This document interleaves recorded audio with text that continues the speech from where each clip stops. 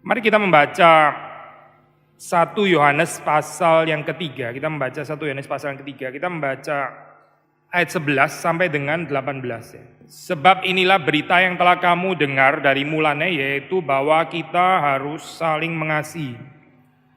Bukan seperti Kain yang berasal dari si jahat dan yang membunuh adiknya.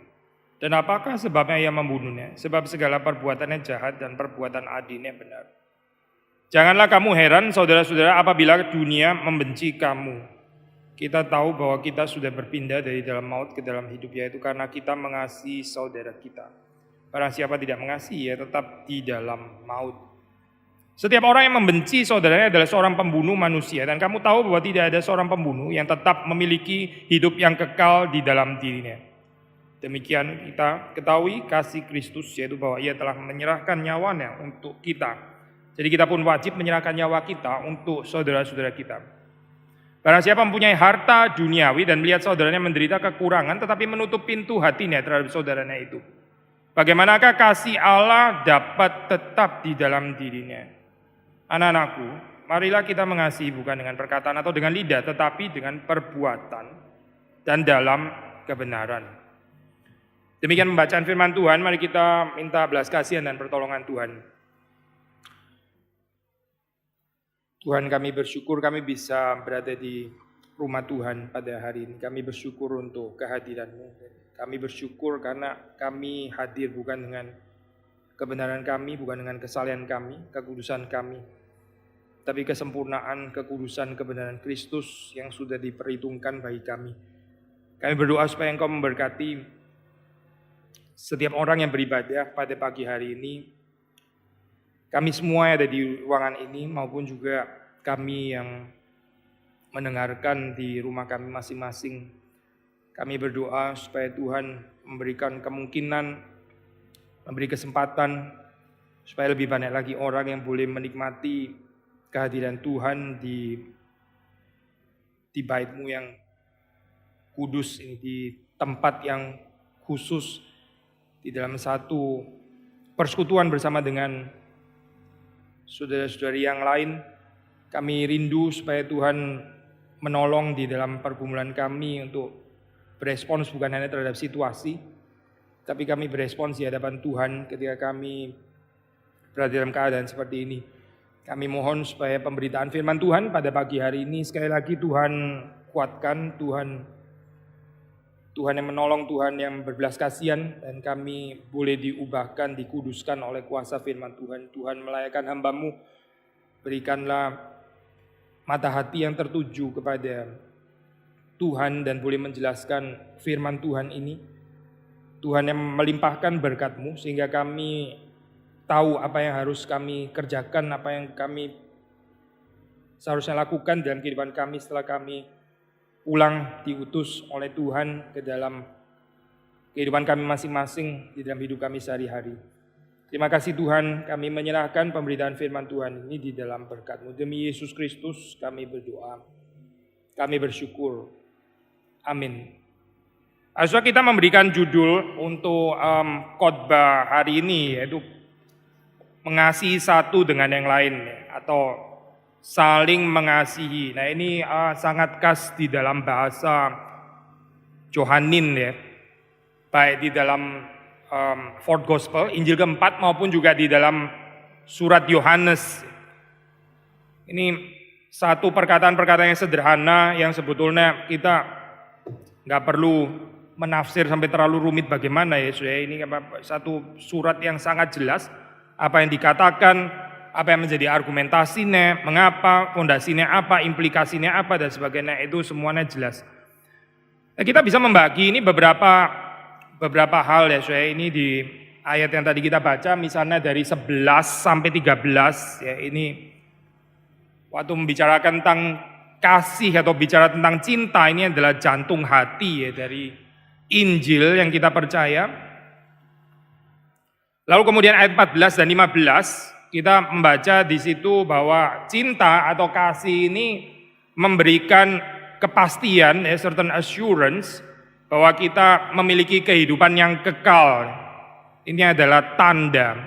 Lalu terus kemudian ayat 16 sampai dengan 18 ya.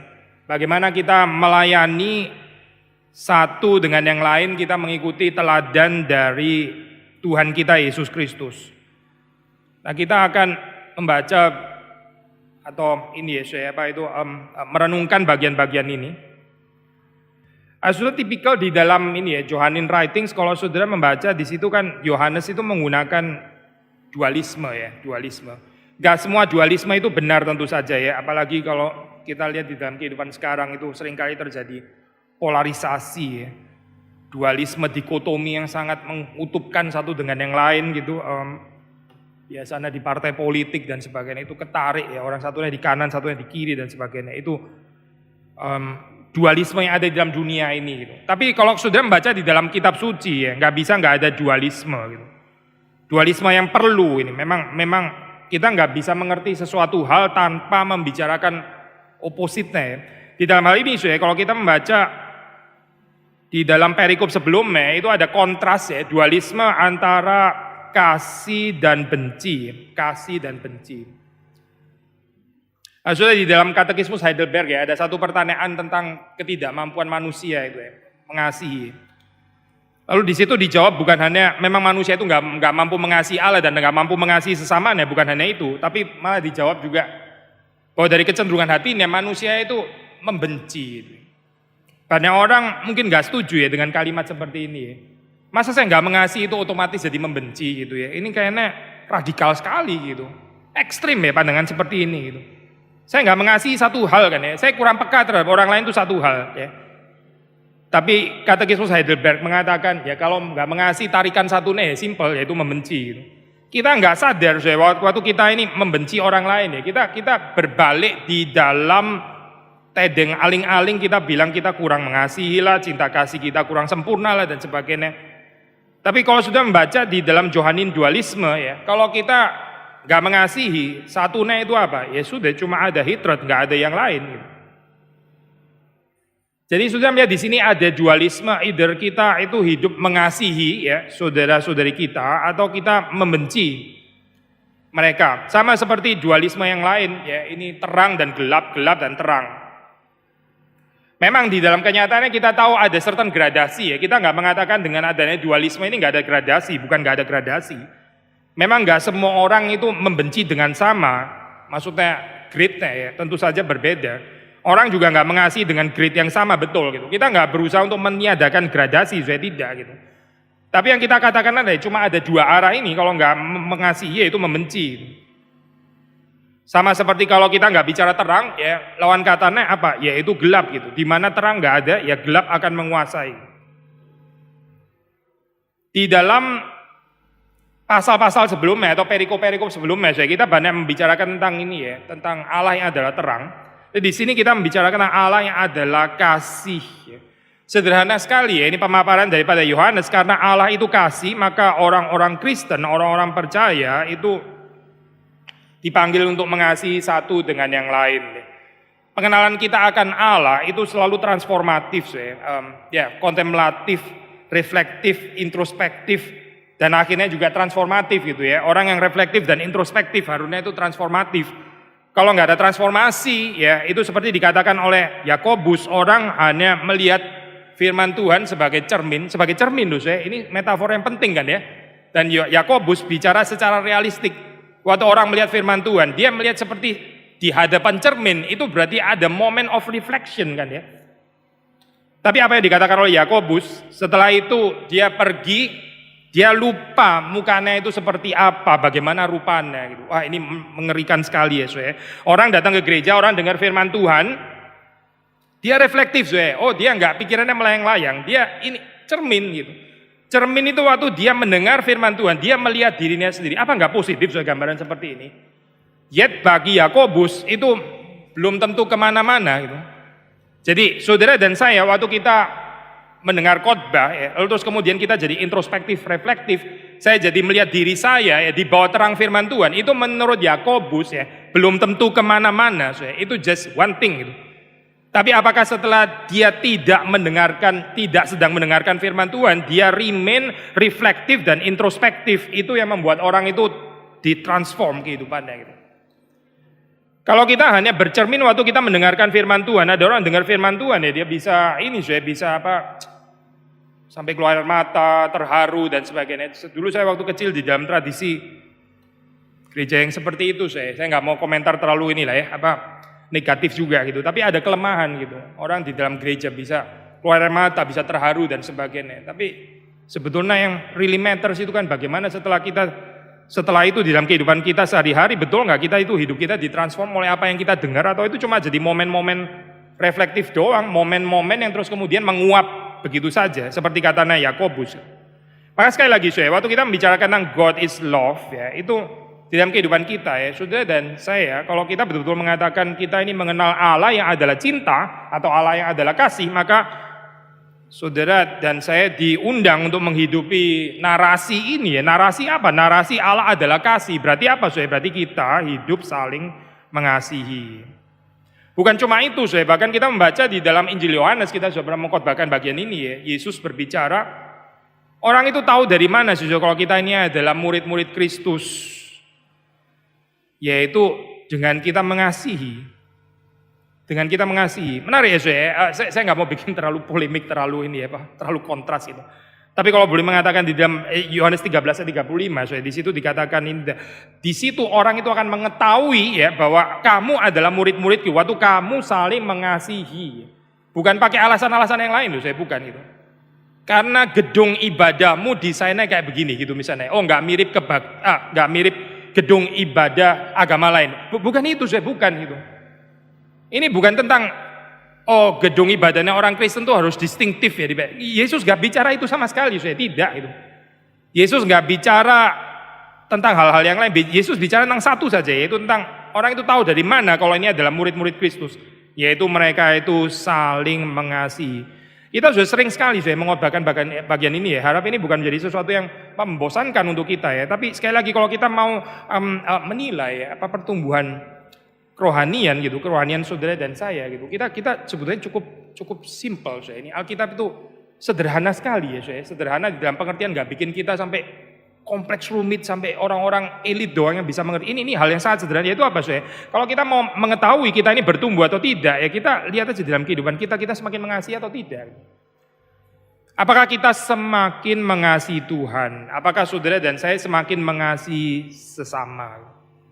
Dan ini gak tergantikan, ini saudara gak bisa tukar dengan apalah theological knowledge lah, atau apalah, atau aktivitas lah, atau just being busy, pokoknya sibuk dan sebagainya. Gak bisa digantikan dengan itu gitu.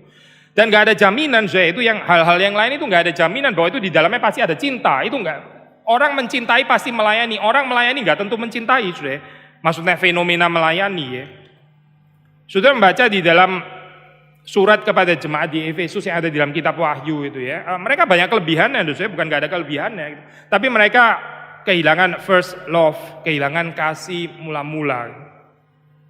Saudara bisa membaca di dalam surat kepada jemaat di Efesus itu ya, ini bukan jemaat sembarangan, ini jemaat di kota metropol yang sangat penting.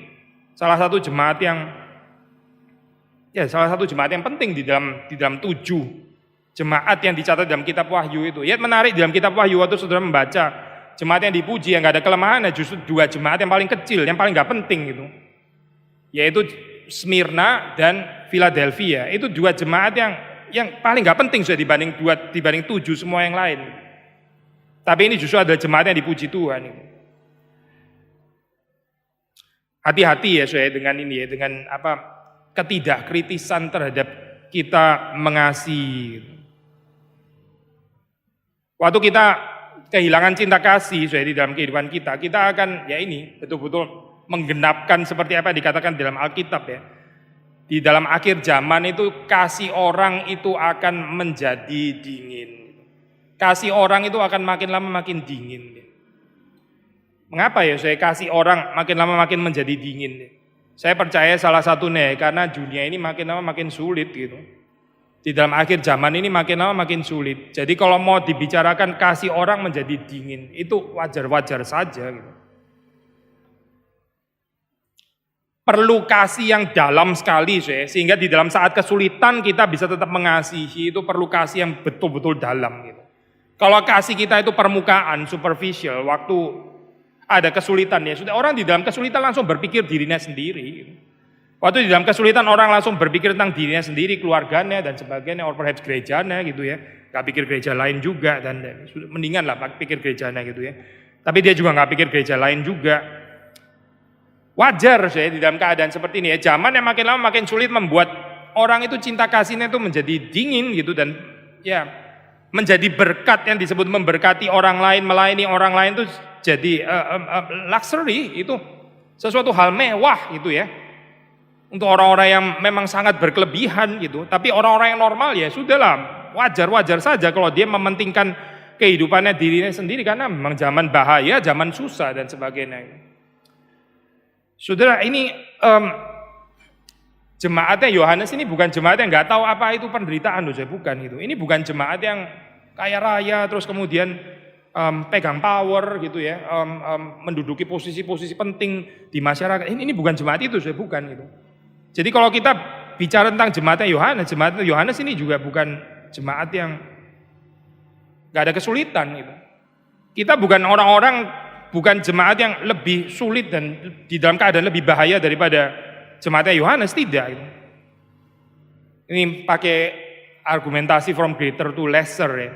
Jadi kalau mereka ya, di dalam keadaannya seperti itu, mereka diundang untuk menghidupi apa artinya Allah itu kasih, Allah itu cinta ya.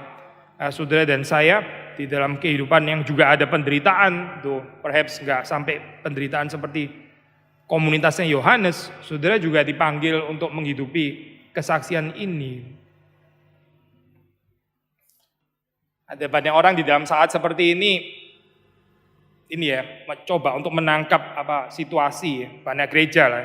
Ya termasuk gereja kita juga. Gimana saat ini kita bisa jadi berkat mumpung sudah nggak ada batas, saya bisa via online gitu ya. Bagus lah, saudara, itu bagus gitu ya. Tapi saudara coba perhatikan ayat ini yang dikatakan Yesus ya. Dari mana orang mengetahui bahwa ini adalah murid-murid Kristus? Bukan dari banyaknya online streaming, bukan. Gak ada itu saya di dalam Alkitab itu. Bukan dari banyaknya seminar-seminar atau kegiatan-kegiatan yang diadakan oleh gereja-gereja. Dari situ orang tahu bahwa engkau adalah murid Kristus itu. Gak ada ya, gak ada saya itu. Saya mau bilang apa sih? Yang saya mau bilang adalah kalau kita mau berlomba-lomba, saya nggak terlalu suka saya pakai istilah ini sebetulnya, pakai tanda kutip lah ya. Kalau kita mau berlomba-lomba ya mari kita belajar berlomba-lomba yang betul-betul esensial dan substansial ini saya. Berlomba-lomba untuk lebih mengasihi dalam saat seperti ini. Bukan cuma berlomba-lomba mengkhotbahi orang lain gitu ya. Bukan cuma berlomba-lomba menyatakan how deep teologi reform is gitu misalnya ya. Ya itu one thing saya, tapi apakah kita juga berlomba-lomba lebih mencintai di dalam saat seperti ini? Justru di dalam saat seperti ini saya, ini krisis itu membedakan ya langsung ya, membedakan mana yang betul-betul murid Kristus yang sesungguhnya dan mana yang bukan sebetulnya gitu. Mana yang cuma ikut rame-rame doang itu. Sudah kita kalau ini ya saya naik pesawat terbang ya, itu as long as nggak ada bencana ya, mau budget airlines ya, yang nggak budget airlines itu semua kelihatan sama gitu. Ya oke lah budget airlines nggak lain sih gitu ya. Sudah kalau dibilang sama kayaknya keberatan. Tapi yang nggak budget airlines itu ya, itu semuanya sama. As long as nggak ada masalah. Begitu ada masalah, saya langsung kelihatan mana airline yang betul-betul bagus. Saudara jangan menanti airline apa yang bagus ya. Saya nggak sedang promosi di sini. Mana airline yang bagus, mana yang airline yang sebetulnya ya rada egois gitu, nggak mau rugi dan sebagainya. Langsung kelihatan saya. Kelihatan karena apa saya? Karena ada krisis gitu. Krisis itu langsung membedakan. Tapi kalau nggak ada krisis, orang nggak tahu, pikir kayaknya semuanya sama gitu. Tempat duduknya kayaknya ya mirip lah ya. Stewardess dan sebagainya kayaknya ya oke lah. Mereka oke lah, kurang lebih sama gitu. Begitu ada krisis ya. Yang satunya nih di hotel, yang satu banyak alasan lah, nggak ada ini, nggak ada itulah, tidur di airport saja. Kok jadi gini ya gitu. Padahal ini ada persoalan gitu. Dan juga persoalan bukan pada kita. Sama saya, kita pakai prinsip ini ya. Di dalam kehidupan ini yang membedakan juga sama, krisis ya. Krisis itu membedakan bagaimana kita tampil either menjadi orang-orang yang mengasihi atau kita tampil sebagai orang-orang yang selama ini ternyata ya kayaknya ini betul nggak sih murid Kristus itu? Kok nggak ada tandanya? Di dalam bagian ini kita membaca again tadi kita bicara Johannine dualisme ya. Bicara cinta, lalu terus kemudian bicara benci. Nah ini waktu bicara benci, bicara pembunuhan ya. Kain berasal dari si jahat, dia membunuh adiknya. Sekali lagi, sudah pikir ini kok serius sekali ya gitu, ekstrim sekali ya bicara mengasihi, nggak mengasihi terus bicara pembunuhan gitu. Sudah jangan lupa ya, ini bukan original pengajaran daripada Yohanes tuh. Yesus Kristus sendiri mengajarkan ini di kitab Matius ya. Kalau sudah membaca di situ, ya orang yang marah ya, membenci, anger, sin of anger itu membunuh saudaranya. Radikalisasi daripada agama, radikalisasi di sini dipakai dalam pengertian ini ya, yang positif maksudnya melihat sampai kepada akar-akarnya, akar persoalan manusia ya. Membunuh ya, itu digerakkan oleh kebencian. Kebencian itu apa sih? Ya lack of love gitu. Sudah itu menjadi orang yang merciless ya, again ya. Merciless, nggak ada belas kasihan ya. Itu bisa nggak kelihatan kalau semua nggak perlu pertolongan gitu. Kalau semua orang baik-baik saja, orang merciless juga nggak akan kelihatan merciless kan. Cuma kelihatan dia kurang peduli gitu saja ya. Tapi dia kapan kelihatan merciless? Waktu ada orang jatuh tergeletak ya, terus kemudian dia tetap nggak menolong juga. Nah itu langsung kelihatan dia merciless gitu kan ya. Saudara bisa kelihatan sebagai orang yang nggak terlalu peduli dengan anak-anak kecil gitu misalnya. Tapi kalau anak itu terus kemudian kejatuhan lemari ya, dan saudara cuma melihat gitu toh gitu. Waduh itu menakutkan sekali ya saya orang kayak begini gitu. Tapi kalau dia nggak kejatuhan lemari, ya saudara nggak terlalu ketahuan mercilessness saya kan ya. Saudara dan saya nggak terlalu ketahuan gitu. Orang pikir ya oke lah ini orang memang kurang romantis, kurang sentimental. Bukan tentang romantis dan sentimental saya. Ini bicara tentang lack of love. Ini bicara tentang ketidakhadiran cinta. Lalu kalau cinta itu tidak hadir, sama seperti waktu terang itu tidak hadir. Yang take over itu apa sih? Terang kalau nggak hadir, yang take over kegelapan. Cinta kalau nggak hadir, yang take over itu adalah kebencian. Sudah nggak ada yang lain, sudah nggak ada. Kita ini terlalu positif sih. Kalau kita percaya tentang mitos vakum ya, vakum. Kalau nggak ada cinta, ya apa? Ya vakum. Saya nggak membenci dan nggak mengasihi. Itu bukannya ada di dalam Alkitab, saya bukan itu. Yang ada di dalam Alkitab itu adalah kalau kita nggak mencintai, maka sebaliknya itu yang akan mengambil alih, yaitu ini, kebencian ini. Yang seringkali nggak hadir secara langsung, kita pikir enggak kok saya bukan tipe orang yang benci seperti itu, saya bukan merciless seperti ini. Tunggu dulu saya sampai krisis datang gitu. Sampai krisis datang baru kita lihat. Saudara membaca di dalam perumpamaan itu kan ya, perumpamaan The Good Samaritan kan ya. Dua orang yang pertama itu Lewi sama orang imam. Lewat kan ya, lewat. Sebenarnya mereka juga nggak melakukan kejahatan bagaimana kan. Mereka boleh lihat ada apa lagi nggak yang bisa dirampok ini. Siapa tahu masih sisa jam tangan atau kaos kaki atau apa, nyolong kaos kaki gitu ya. Enggak, mereka bukan begitu Pak, bukan gitu. Mereka simply lewat saja. Mereka hanya lewat saja. Lihat itu persoalan saya, itu bukan manusia itu bukan sesama manusia yang lewat seperti itu, bukan sesama manusia. Yesus bilang di antara ketiga orang ini yang sesama manusia yang mana? Dijawab dengan tepat saya. Ya yang The Good Samaritan itu saja yang sesama manusia, meaning dua yang pertama itu bukan sesama manusia. Gak menjadi sesama bagi manusia. Lihat apa sih yang mereka lakukan gitu? Merampok? Tidak.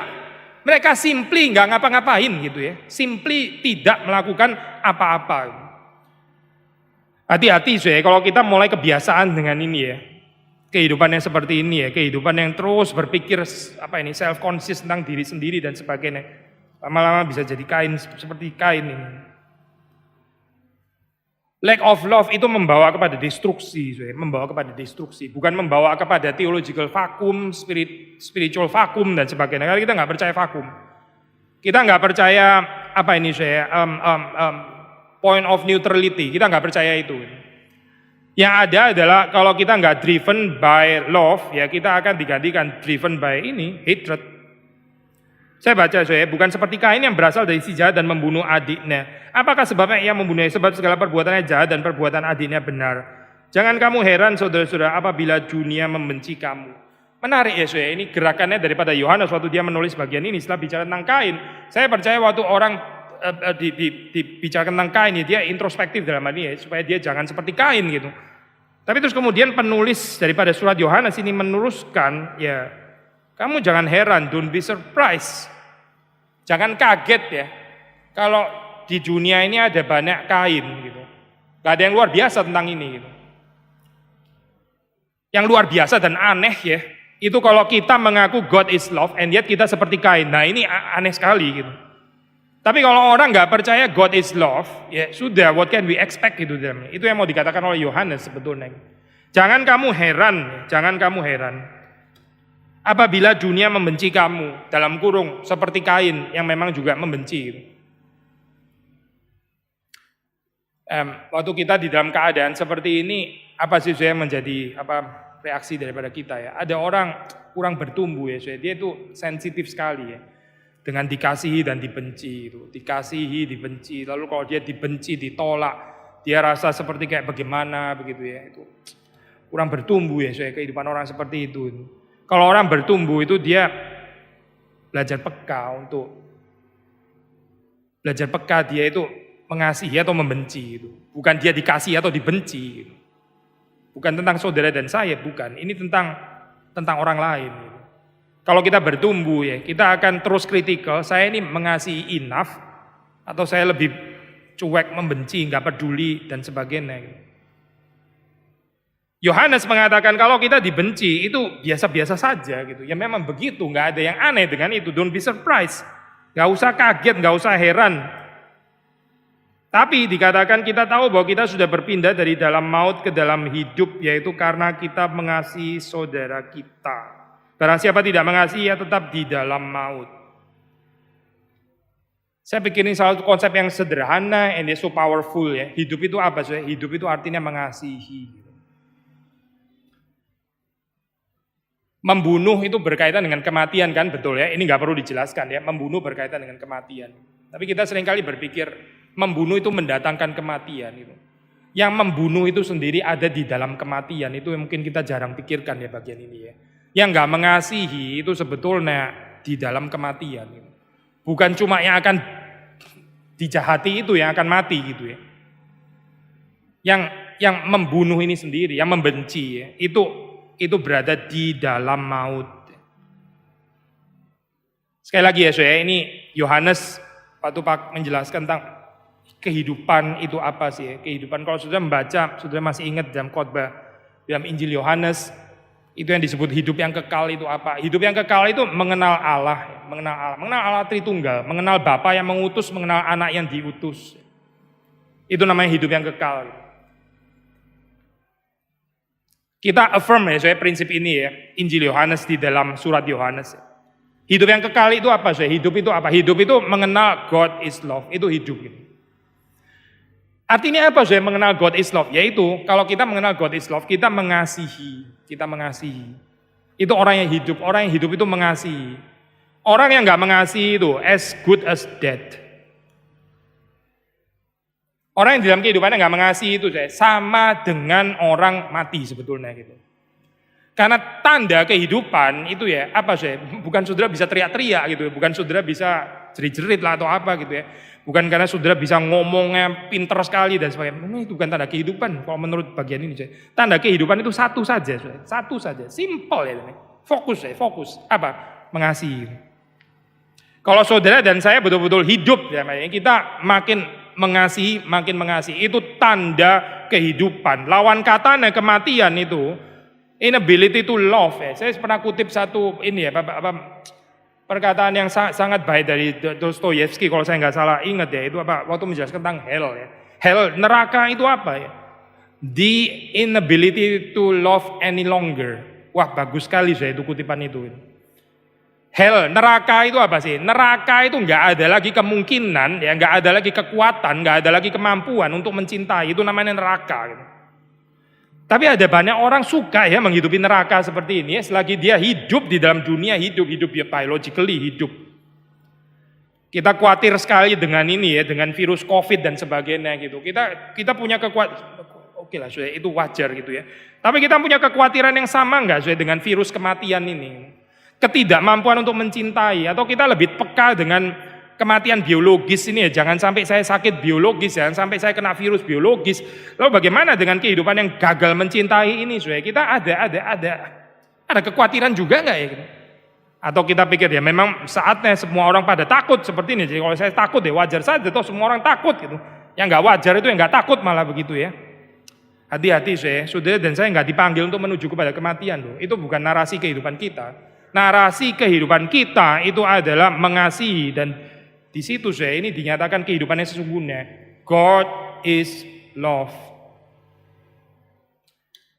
By the way, ini kutipan daripada Kain ini ya. Ini di dalam 1 Yohanes ini satu-satunya kutipan atau referensi perjanjian lama ya yang ada di dalam surat ini. Dan ini berkaitan dengan Injil Yohanes pasal 8, Yesus yang mengatakan iblis itu dari mulanya adalah pembunuh ya. Iblis itu dari mulanya, a murderer from the beginning. Dia dari mulanya adalah pembunuh. Jadi di sini Kain ya, itu kehidupannya itu merefleksikan siapa? Merefleksikan iblis. Iblis itu membenci, membunuh, ya nggak ada cinta kasih. Tapi kalau kita bilang kita ini adalah anak-anak Allah, God is love, maka saudara dan saya dipanggil untuk sekali lagi mencintai. Di dalam tradisi ini ya, tradisi apa itu medieval spirituality ya, kita ada seven deadly sins ya, atau the eight principal faults atau the eight deadly thoughts. Either way lah, siapa yang nulis, either Thomas Aquinas atau Evagrius atau ini ya, John Cassian. Dari situ membicarakan salah satunya itu adalah envy, adalah sin of envy. Saya berapa lama lalu ini ngobrol-ngobrol sama anak saya. Anak saya itu gede di Singapura gitu ya. Dia ya memang bahasanya bahasa Inggris itu. Lalu saya baru tahu di bahasa Inggris itu ya, at least ini saudara boleh cek juga sih ya. Di bahasa Inggris itu ya, ternyata jealous itu artinya itu negatif, kalau envy itu artinya positif. Saya jadi bingung, ini theologically kok kebalik kayak begini ya. Kalau di Alkitab yang kita baca, our God is a jealous God. Tapi kalau istilah jealous di dalam pengertian bahasa Inggris itu maksudnya adalah ya iri hati gitu ya. Itu jealous itu. Kalau envy itu dianggap apa itu positif, maksudnya di dalam pengertian I envy you, itu berarti lu orang yang mau maju gitu. Sudah mengerti apa maksudnya? Saya envy kamu gitu, berarti saya ada ambisi. Orang yang nggak ada envy kayaknya sudah nggak ada ambisi, sudah mau mati atau bagaimana begitu ya. Jadi envy itu dianggap driving gitu, a driving force ya. Tapi jealous itu negatif ya. Sebetulnya kalau di dalam Alkitab istilah ini terbalik ya gitu. Yang kita pakai istilah negatif itu adalah envy sebetulnya, bukan jealous gitu. Jealous itu cinta yang sejati, itu nggak bisa tanpa jealousy, nggak bisa gitu. Di dalam cinta yang sejati itu ada jealous gitu ya. Di dalam pengertian memang harus ada faithfulness gitu. Kita nggak boleh nggak terganggu kalau terus kemudian ada unfaithfulness lalu kita diem saja begitu ya. Itu bukan relasi cinta yang benar ya kayaknya. Kalau nggak ada jealous sama sekali gitu. Tapi waktu kita bicara envy, nah ini bicara dosa yang memang betul-betul bisa membawa manusia itu kepada kelumpuhan untuk mengasihi ini. Ketidakmampuan untuk mengasihi. Dan Kain ya, seharusnya dia kan introspeksi ya. Waktu persembahannya tidak diterima ya, itu dia harusnya itu introspeksi ya. Kenapa ya kok nggak diterima? Lalu dia harusnya bertobat. Dia melakukan yang jahat di hadapan Tuhan, dia harusnya bertobat. Tapi dia bukan itu, dia nggak melihat kepada kekurangan dirinya, dia malah nggak seneng kenapa Habel diterima, kenapa saya nggak diterima persembahannya. Nah inilah kalau kita berada di dalam dunia ya, ini juga nggak ada yang surprising di sini ya. Kalau dunia itu cara mikirnya seperti itu. Instead of menyadari ya kesalahannya itu apa, kekurangannya apa, bisa memperbaiki diri di mana. Jadi playing victim gitu ya, terus kemudian nyalain orang lain, kenapa orang lain berhasil, kenapa saya kurang berhasil, kenapa dia kaya, kenapa saya terus miskin dan sebagainya. Ada introspeksi, nggak ada gitu. Nggak ada pemikiran yang melihat apa yang saya salah ini apa, yang saya perlu koreksi ini apa, bagian itu nggak ada, nggak ada. Yang ada cuma melihat keberhasilan orang lain, gitu ya. Kenapa orang yang diterima persembahannya, kenapa saya tidak. Gitu. Termasuk di dalam bagian ini kita bisa mengatakan, do not be surprised, jangan heran tentang bagian ini gitu. Memang hidup di dalam dunia ya ini isinya gitu. Tapi heranlah kalau kita orang-orang Kristen kita jadi kayak begini, ini heran gitu. Karena orang Kristen itu mengenal God is love. Kita heran, kita surprise kalau orang Kristen seperti ini. Karena ini bukan tanda orang percaya kepada Kristus, bukan. Orang yang mengatakan God is love nggak menghidupi narasi ini, saudara. Tapi menghidupi narasi cinta. Jadi saudara lihat di sini ada kontras ya. Hidup natural, hidup alamiah di dalam dunia ini direpresentasikan oleh Kain. Again, jangan dilihat ini sebagai satu contoh yang ekstrim gitu ya, ekstrim banget gitu ya, bicara tentang Kain. Mending pakai perumpamaan tadi, cuma lewat doang. Ini kayaknya lebih realistis ya, bicara perumpamaan kayak begini, daripada bicara membunuh dan sebagainya. Tapi Yohanes ya, waktu membicarakan cinta ya, dia mau menarik ini sampai kepada akar. Nah ini loh, kalau kamu mau lihat ya, persoalan kehidupan manusia yang nggak mencintai itu kalau ditarik sampai kepada akhir, nah itu apa saya? Ini loh, pembunuhan ini sebetulnya gitu. Kebencian yang akhirnya terus kemudian membuahkan pembunuhan itu seperti direpresentasikan oleh Kain. Itu yang akan terjadi dalam kehidupan kita kalau kita tidak tetap tinggal di dalam cinta, tidak tetap tinggal di dalam kasih. Jadi di bagian ini kita membaca bahwa orang-orang yang mengenal Kristus, orang-orang yang mengenal Allah itu ada tanda ya, ada kesaksiannya. Kita bukan evidensialis ini kita bukan aliran teologi reform yang evidensialis gitu ya, seolah-olah dengan bukti itu membungkam orang mau nggak mau bagaimanapun orang pasti akan langsung percaya, karena orang itu percaya bukan karena bukti kita gitu ya, tapi karena pekerjaan Roh Kudus. Tapi ini kita bicara tentang kesaksian ya, kesaksian itu. Entah orang lain akhirnya percaya dengan kesaksian itu atau tidak, ya itu tergantung kepada belas kasihan Tuhan. Tapi memang ada kesaksian ini ya, kadang-kadang kalau sudah baca di dalam komentari pakai istilah evidence ya. Evidence bahwa seseorang itu sungguh-sungguh diselamatkan ya. Sungguh-sungguh mengenal Allah, yaitu apa saya? Yaitu dia tetap mengasihi sesamanya. Karena dia mengenal Injil. Ini ucapan syukur kalau dia betul-betul mengenal Injil ya.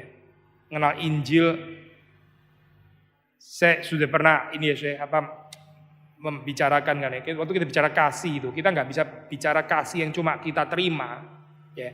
Kita bicara kasih itu yang kita terima, something that we receive, tapi juga sesuatu yang kita teruskan kepada orang lain. Itu baru kita bicara tentang kasih. Saudara nggak bisa bicara kasih, tapi saudara terus yang dikasihi gitu ya. Tapi saudara nggak pernah mengasihi, itu kita nggak bisa bicara kasih seperti itu loh. Saya kalau di dalam Alkitab gitu, kita bicara mengasihi dan dikasih, atau dikasih dan mengasihi lebih tepatnya ya. Maka di sini kita membaca orang-orang yang sungguh-sungguh mengenal Injil ya.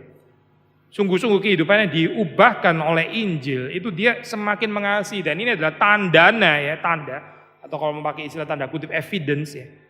Bahwa dia adalah orang-orang yang memang sungguh-sungguh sudah berpindah dari maut kepada kehidupannya. Tandanya orang hidup itu adalah kesanggupan untuk mengasihi. Nah ini tentu saja kita bukan berarti mengajar bahwa kita diselamatkan karena kita mengasihi orang lain, bukan ya saya, bukan. Ini kita diselamatkan terlebih dahulu ya, kita diselamatkan terlebih dahulu karena kita diselamatkan maka kita bisa mengasihi dengan bebas. Justru karena ada deliverance, ada pembebasan makanya kita bisa mengasihi. Tadinya kita ini imprison, terpenjarakan dalam satu kehidupan yang nggak bisa mengasihi. Tapi setelah kita dibebaskan di dalam Kristus, oleh Kristus, kita sanggup mengasihi. Nikmatilah kehidupan ini kehidupan yang bisa mengasihi. Alkitab mengatakan lebih berbahagia orang yang memberi daripada orang yang menerima.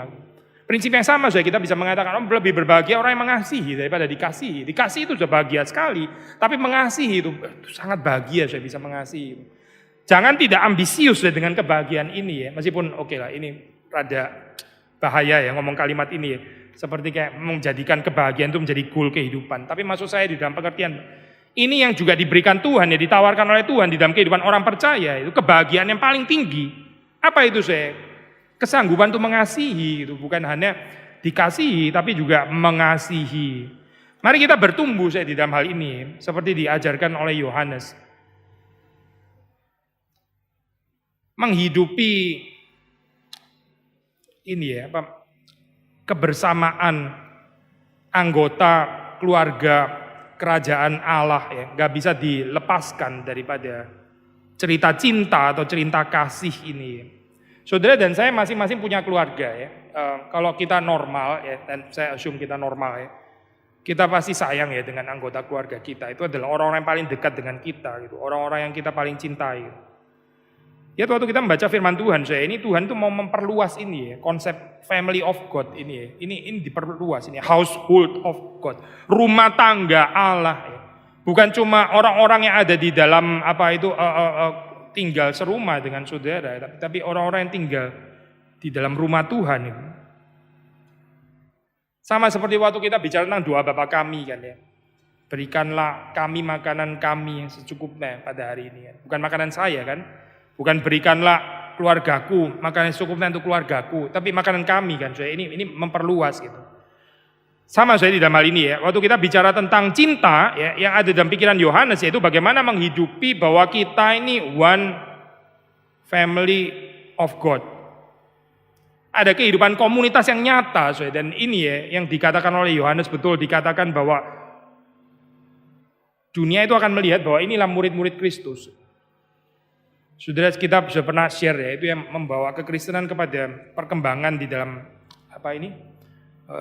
abad-abad awal ya, yang kekristenan ada peledakan itu. Itu bukan presisi doktrin saya, bukan gitu. Itu bukan karena orang Kristen kalau sedang berteologi dan berfilosofi gitu. Kayak ini orang-orang jenius semua nih yang sedang ngomong. Bukan itu saya, itu bukan narasinya, bukan gitu. Ini bukan karena orang Kristen itu ya, kalau ngomong menarik sekali, atraktif ya retorikanya gitu ya. Sangat touching dan sebagainya. Juga bukan itu, bukan. Yang mengubah itu adalah ini story of the family of God. Itu enggak ada di dalam society di luar tuh enggak ada. Di dalam Greco-Roman culture itu enggak ada. Yang mengubah itu bukan khotbah-khotbah yang menarik gitu. Bukan itu tapi menghidupi bahwa kita ini one family of God. Ini yang merubah gitu. Kalau kita masih enggak nangkep poin ini ya, waduh kita rasa sia-sia bicara kalimat seperti ini gitu ya. Dan di dalam kekristenan itu ada tendensi ya untuk menggerakkan bukan cerita ini tapi narasi yang lain yang masuk gitu. Yang dibangun itu adalah narasi yang lain.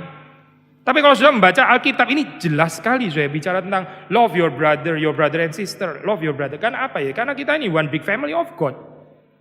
Dan ini yang menarik orang ya akhirnya itu datang betul-betul percaya kepada Yesus Kristus karena mereka melihat ini murid-murid Kristus ini lain daripada semua yang lain gitu. Yang lain itu bukan yang lain, bukan yang lain, tapi cuma ini terutama yaitu menghidupi one big family of God. Seperti dibicarakan di dalam perikop yang sedang kita baca. Memang tentu saja kita dipanggil juga untuk mencintai semua orang ya, bukan cuma mencintai orang percaya, jelas lah bagian itu ya di dalam Alkitab. Tapi seperti dikatakan di dalam bagian-bagian ini ya, bagian-bagiannya sudah bisa baca. Misalnya Paulus mengatakan di dalam Galatia ya, kita mesti bekerja baik ya, melakukan yang baik kepada semua orang. Tapi terus kemudian dikatakan ya terutama kepada mereka yang termasuk kepada household of faith ini ya, rumah tangga iman. Ini bukan satu ajaran untuk eksklusif gitu ya, atau menciptakan ghetto. Bukan. Tapi maksudnya begini Nah kalau kita sama komunitas ini aja nggak bisa begitu ya, sama komunitas yang kecil aja ini nggak bisa gitu. Lalu kita mau mencintai, saya mencintai seluruh dunia. Aduh, ini orang ngomong kosong gitu ya. Kita mulai dari kecil aja ini komunitas orang percaya ini loh yang betul-betul kelihatan yang ada di sini, yang ada di gereja ya. Ya ini, kita mulai dari sini ya. Kalau kita bisa mulai dari sini, nah ini ada kesaksian. Seperti yang terjadi di dalam abad ya mula-mula perkembangan gereja. Sekali lagi karena menghidupi narasi ini. Gak ada lagi Buddha, orang merdeka, kaya, miskin, laki, perempuan, tua, muda, semuanya itu di-relativize. Semuanya itu gak penting sama sekali. Itu pembedaan-pembedaan itu gak jadi isu lagi gitu di dalam pengertian family of God. Lalu dengan bagaimana? Sekali lagi cuma sederhana, dengan mencintai gitu. Waktu kita mencintai kita nggak jadi eksklusif. Waktu kita bisa mengasihi kita jadi lebih bisa menghidupi apa artinya one family of God ini. Mungkin beberapa poin terakhir yaitu dari 16 sampai 18 ya. Kalau sudah membaca di dalam 16 ayat 16. Demikian kita ketahui kasih Kristus yaitu bahwa Ia telah menyerahkan nyawanya untuk kita. jadi kita pun wajib menyerahkan nyawa kita untuk saudara-saudara kita. Maksudnya di dalam cinta itu ya, kalau memang itu adalah panggilan ya, ada orang-orang menjadi martir, ada orang-orang yang mengorbankan nyawanya. Ini seperti Kristus ya, yang juga menyerahkan nyawanya untuk kita. Kita pun juga wajib dipanggil untuk menyerahkan nyawa kita seperti Kristus ya. Tapi ya, ini Yohanes ini sangat realistis ya, sangat realistis. Seperti saudara membaca di dalam Injil sinoptik itu ada perbedaan deh. Kalau Markus itu mengatakan barang siapa mau mengikut aku, mengikut Yesus maksudnya ya, dia memikul salibnya. Lukas waktu menulis bagian ini dia mengatakan memikul salibnya setiap hari. Maksudnya apa sih? Apa bedanya Markus dengan Lukas itu? Markus waktu mengatakan barang siapa mengikut Kristus dia mesti bersedia memikul salib ya. Itu yang ada dalam pikiran Markus adalah martyrdom. Ini adalah orang yang mesti siap untuk mati martir seperti Kristus. Tapi Lukas mengatakan ya kamu nggak harus mati martir sih, bukan nggak harus. Kalau memang Tuhan menghendaki ya terjadilah seperti itu. Tapi nggak semua orang memang layak untuk mati martir.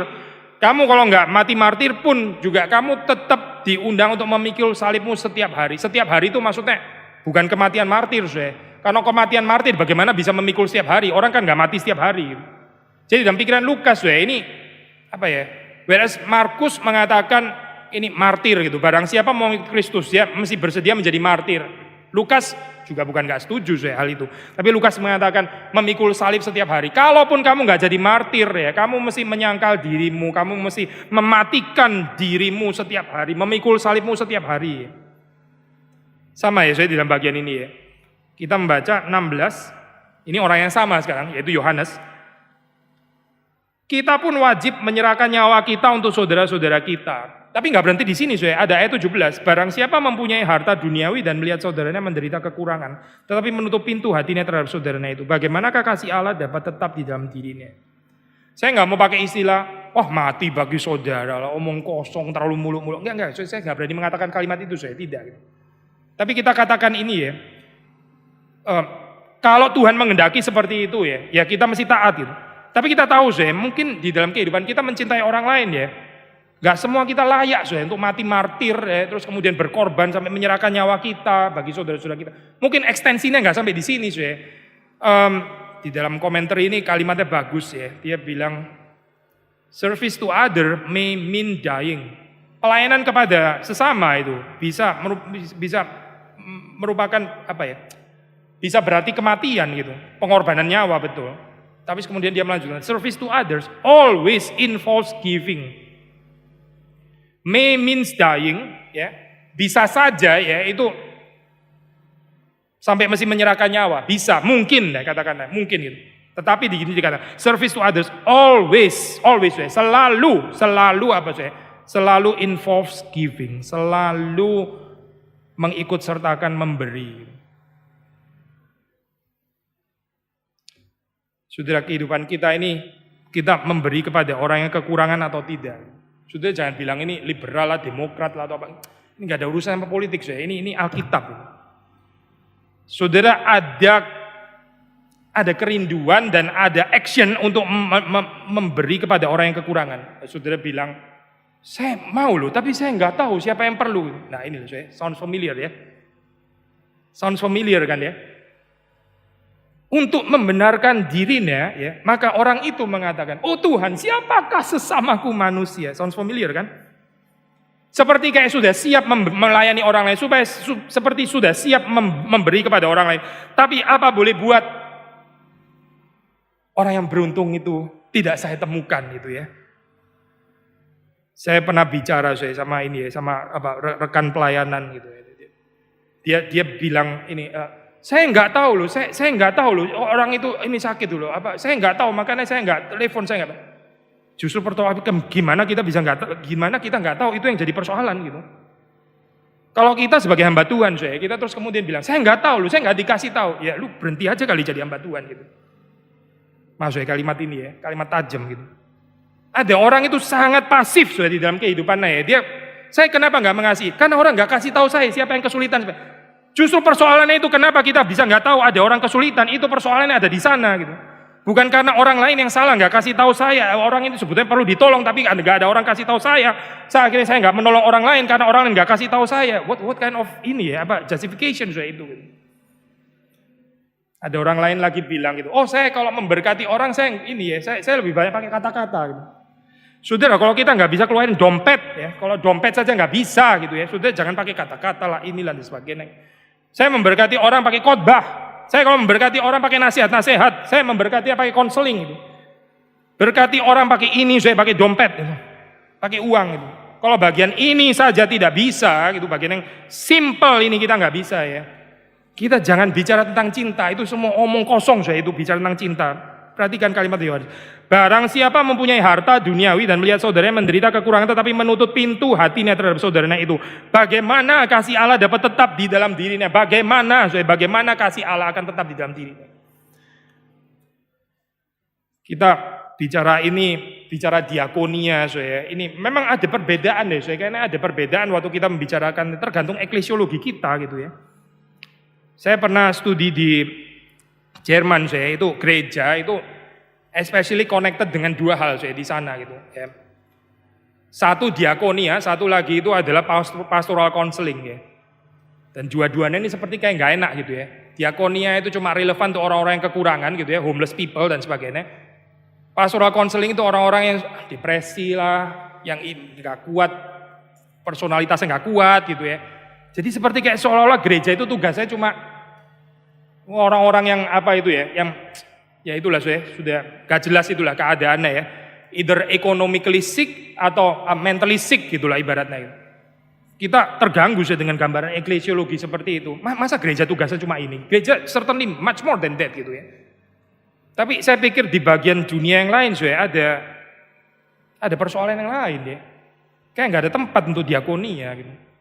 Gak ada tempat untuk ini untuk melihat saudara yang kekurangan, lalu terus kemudian bagaimana kita berespons terhadap hal ini.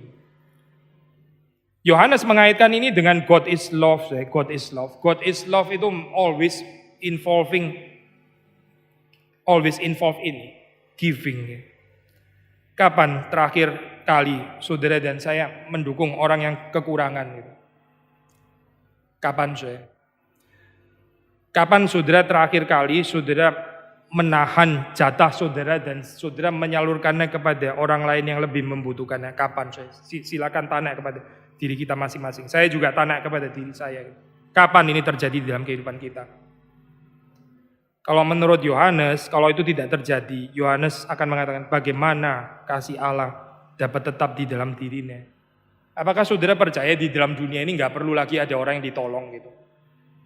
Apakah ini pandangan yang masuk akal, saya mengatakan di dalam dunia ini gak ada lagi orang yang kekurangan gitu. Yesus bilang orang miskin selalu ada padamu gitu. Orang miskin selalu ada padamu. Gak ada satu saat di mana gak ada orang miskin, katanya Yesus. Orang miskin selalu ada padamu gitu.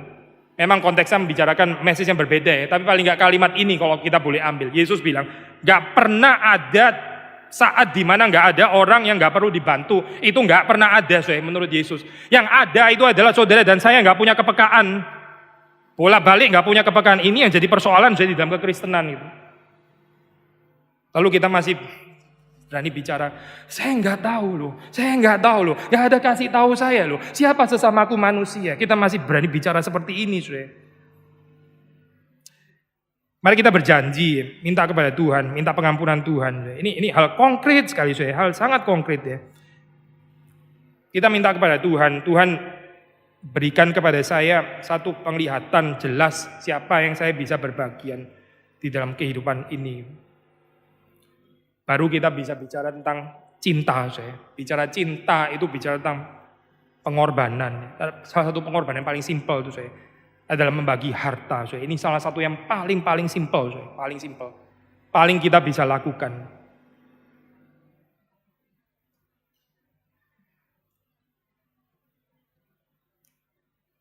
Kita membaca terakhir ayat 18. Anak-anakku, marilah kita mengasihi bukan dengan perkataan atau dengan lidah, tetapi dengan perbuatan dan dalam kebenaran. Dua hal ya, dalam perbuatan. Ya, ini saya pikir jelas ya, dalam perbuatan. Maksudnya jangan cuma ngomong gitu. Jangan cuma khotbah. Tetapi dengan perbuatan. Karena kekristenan itu bukan retorika, saya bukan gitu. Kekristenan itu bukan beautiful sentences, bukan. Kekristenan itu adalah perbuatan, ya, perbuatan yang nyata, perbuatan yang konkret. Tapi juga jangan melupakan ini ya, in truth, kebenaran. Saya kutip Akin ya, Akin ini Daniel Akin, dia mengatakan kalimat ini, dia membicarakan ini ini ada dua tendensi ya. Kita mengasihi dengan perbuatan, tapi motif kita nggak jelas gitu sebetulnya apa. Menabur pesona gitu misalnya ya. Sambil memberi, sambil pencitraan gitu misalnya ya. Sudah tahu lah ya model seperti ini.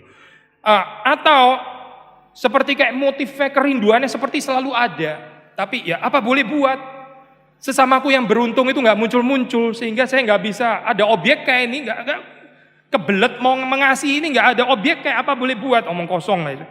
Ada orang bicara motif tapi nggak ada action, yang lain bicara action tapi motifnya nggak jelas apa gitu ya. Maka Akin ini bicara ini saya, Akin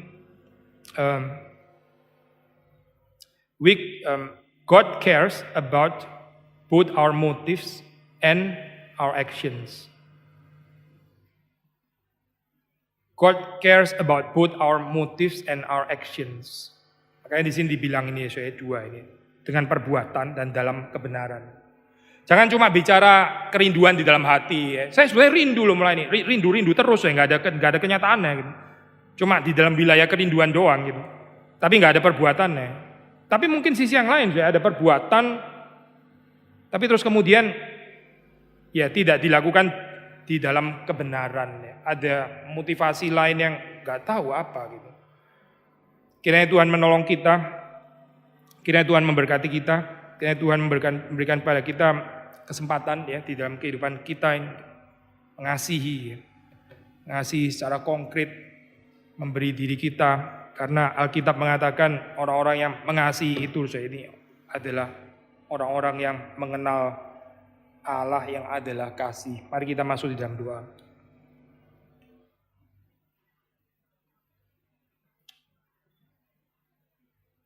Tuhan, begitu banyak berkat Tuhan beri di dalam kehidupan kami, dan kami masih menikmatinya untuk diri kami sendiri. Kami kurang peka terhadap sesama kami yang membutuhkan lebih urgent daripada kami. Kiranya Tuhan mengampuni kesalahan kami, dan kami rindu untuk berubah, diubahkan oleh kuasa firman Tuhan, khususnya dalam saat-saat seperti sekarang.